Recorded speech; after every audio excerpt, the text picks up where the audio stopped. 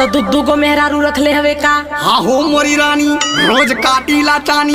हाँ तो कुकुरा रे सुधर जो। ऐसे कैसे सुधार जाई हम बोला रानी। हाँ तो लतियाई के तोरा याद दिला देब नानी। तोहरी ले ज्यादा उकुल प्यार हमसे करेली। अरे राजा उ सब पैसा पे तोहरे मारेनी।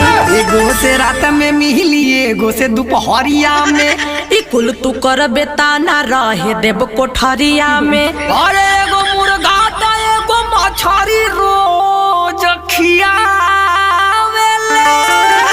अरे का कहीं रे मुआना हम तोरा के।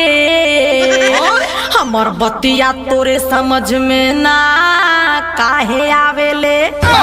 हाँ ले सुन, मेहर छोड़ी घरे तू घुमाई करेला।